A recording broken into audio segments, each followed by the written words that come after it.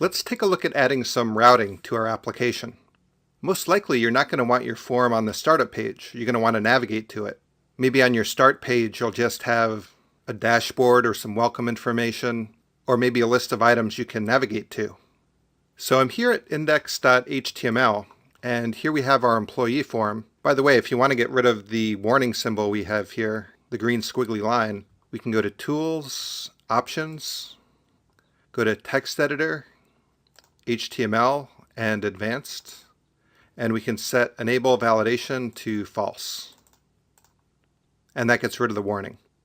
And if you didn't see the last module, we created this custom directive so that we can show our employee form. But let's take that out of here for now, and I'll add some new markup.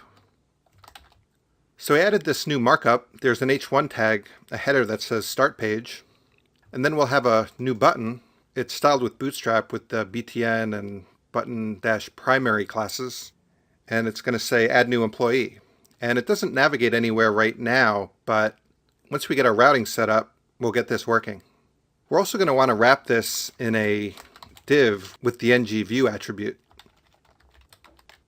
So when we add our routing to this app, this div right here with the ngView attribute will have its contents replaced depending upon the URL we're routing to. So let's just run this and make sure it works. And we have our start page and add new employee, which has no functionality yet. So let's set up our routing. We'll go to the Angular Forms app.js file, and we can set up our routing right after we create our module. So I added our basic routing, and let's walk through this. This is typical AngularJS routing. So we take our Angular Forms app and call the config method on it.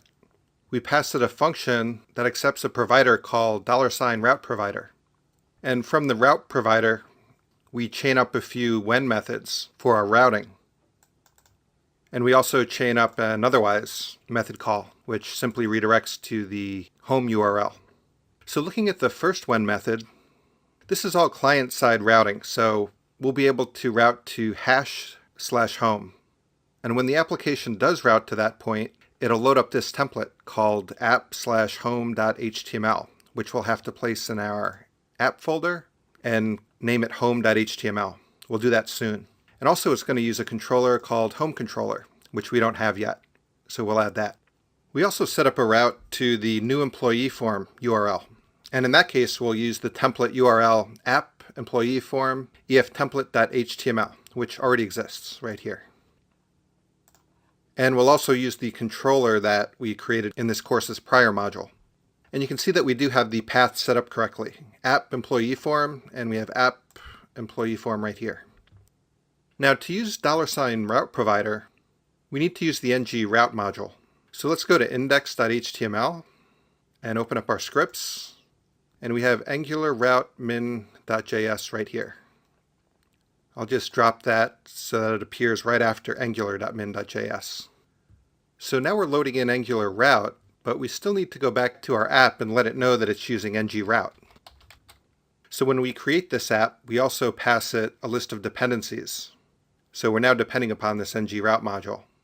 Next, let's take a look at home.html. We'll create that file. I'll add a new HTML page, and we'll remove the default markup. And for now, let's just take our button that we created in index.html and place it there. So this is all there is to home.html. For now, we're just going to be showing a single button, Add New Employee. Looking back at our routes again, you can see we're also going to need a home controller. And since this is a demo app, I'll just add it below in this Angular Forms app.js file. So I pasted in the home controller. We're taking our app and calling the controller method, and we're going to create a controller called home controller, which is what we need from the routing above. And we're also going to pass it a function that accepts a scope and a location service. So for now, all this controller is really going to do is it's going to reroute us to the employee form. Let's take our scope, and we'll add a method called add new employee. And we'll set that to a function. And within this function, we'll just take our location service and call path new employee form. So when we call add new employee on the scope, we'll redirect up to new employee form, which will load in this template and start using the EF controller. The last thing we need to do is make sure that this method gets called on the scope. So it's called add new employee. We'll go to our home page, go to the input button, and I'll add an ngClick attribute, which we'll call that method.